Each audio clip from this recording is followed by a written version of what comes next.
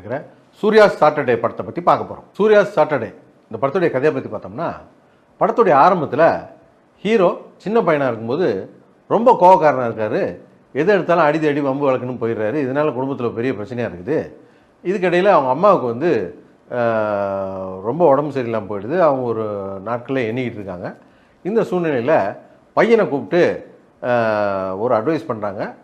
நீ எடுத்ததுக்கெல்லாம் கோவப்பட்டா உன் கோவத்துக்கே வேல்யூ இல்லாமல் போயிடும். அதனால் உன்னை கோவப்பட வேணான்னு சொல்ல, வாரத்தில் ஒரு நாள் உன்னுடைய கோவத்தை வெளிப்படுத்து. உனக்கு யார் மேலாம் கோவம் வருதோ ஒரு டைரியில் எழுதி வச்சுக்கோ. அந்த டைரியில் எழுதி வச்சதை சனிக்கிழமை எடுத்து பார்த்து அதுக்கப்புறமும் உனக்கு அவங்க மேலே கோவம் இருந்ததுன்னா நீ என்ன செய்யணுமோ செஞ்சுக்கோ. அதுக்கப்புறம் அவங்க மேலே கோவம் இல்லைன்னா அதை விட்டு தொலை. இதனாலே பிரச்சனையாக இருக்குது. இது உனக்கு நல்லதுக்கு சொல்கிறேன்ப்பா அப்படின்னு சொல்கிறாங்க.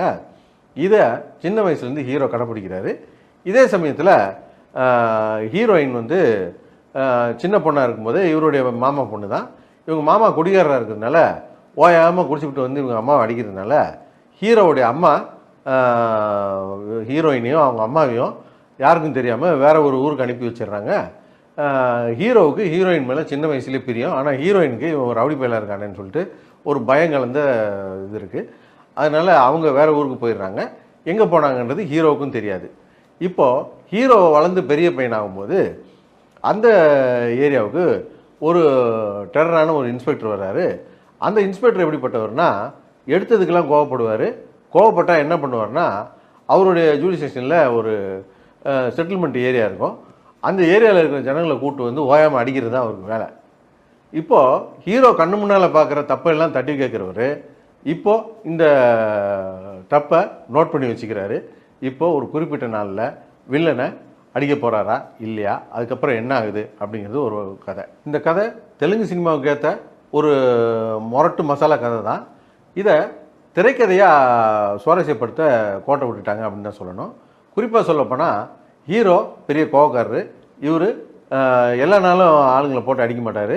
எல்லா கோவத்தையும் திரட்டி வச்சுக்கிட்டு சனிக்கிழமை தான் அடிப்பார் அப்படிங்கிறதுக்கு ஒரு அரை மணி நேர கதை சொல்கிறாங்க. அந்த கதையை கூட ஸ்ட்ரெயிட் நேரேஷனில் சொல்கிறாங்க. இது ஒரு ஃப்ளாஷ்பேக்கில் சொல்லியிருந்தா கூட ஒரு சுவாரஸ்யமாக இருந்திருக்கும். ஸ்ட்ரெயிட்டாக கதையை சொல்லிட்டு போயிட்டு இவர் சனிக்கிழமை தான் அடிப்பாருன்னொடனே சனிக்கிழமை அடிப்பார் நமக்கு தான் தெரியுமேன்ற மாதிரி இருக்குது. அதே போல் ஹீரோவும் ஹீரோயினும் சின்ன வயசில் பிரிஞ்சிட்டாங்க.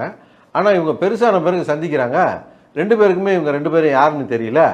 இப்போது ஹீரோ தேடிக்கிட்டு இருக்காரு, ஹீரோயினை தேடிக்கிட்டு இருக்காருன்றத சுவாரஸ்யப்படுத்தாமல் இவங்க வேற ஒரு லவ் ஸ்டோரியை கொண்டு போயிட்டு இருக்காங்க. அந்த கதையே தேவையில்லாமல் போயிடுச்சு. அந்த கதையை எடுத்து பண்ணியிருந்தால் கொஞ்சம் சுவாரஸ்யமாக இருந்திருக்கும்.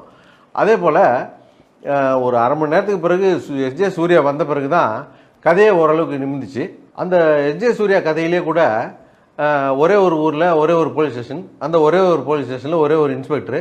அவருக்கு ஒரே ஒரு பிரச்சனை தான். எது போலீஸ் ஸ்டேஷன்லாம் பிரச்சனை கிடையாது. அவங்க அண்ணனுக்கும் அவருக்கு ஒரு பிரச்சனை இருக்கும். அந்த பிரச்சனையில் வந்து ஏதாவது தீரலைன்னா அவர் கோவம் வந்துருச்சுன்னா இந்த ஊருக்காரனை போட்டு இழுத்து போட்டு அடிக்கிறது தான் இவருக்கு வேலை. இது வந்து கொஞ்சம் கூட லாஜிக் இல்லாமல் இஷ்டத்துக்குமா போட்டு எடுத்து வச்சுருக்கிறாங்க. இதை சினிமாட்டிக் லிபர்ட்டின்னு சொல்லிட்டு எந்த எக்ஸ்ட்ரீமுக்கு போக முடியுமோ அது வரைக்கும் போயும் கூட இந்த படத்தை இவங்களால் சுவாரஸ்யப்படுத்த முடியல. அதே போல் அஜய் கவுஸ் ஒரு கேரக்டர் காட்டுறாங்க. அவர் ஒரு பெரிய ரவுடி மாரி காட்டுறாங்க. ஹீரோ கிட்ட வந்து அடி வாங்கிட்டு போகிறது மட்டும்தான் அவங்க வேலை. படம் முழுக்க அதை தான் பண்ணிக்கிட்டு இருக்காங்க. அப்புறம் தெலுங்கு சினிமானால குத்துப்பாட்டு லவ் சீனு அப்படின்னு சொல்லிட்டு கலர்ஃபுல்லாக வச்சு ஒரு கேலப்பாக இருக்கும்.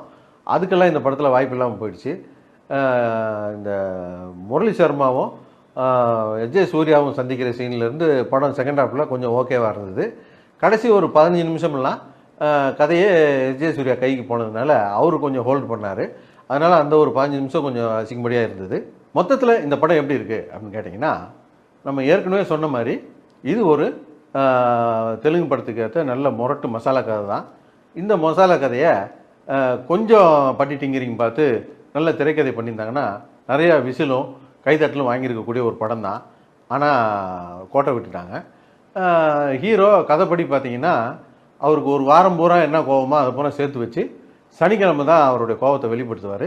இந்த படம் வியாழக்கிழமையே ரிலீஸ் ஆகிடுச்சு. நம்ம படத்தை போய் பார்க்க போனோம். நம்ம மேலே என்ன கோவம்னு தெரியல, நம்ம எந்த பாவமும் செய்யல. சனிக்கிழமை காட்ட வேண்டிய கோவத்தை வியாழக்கிழமையே நம்ம மேலே காட்டி ஊமை குத்தா குத்தி விட்டார்.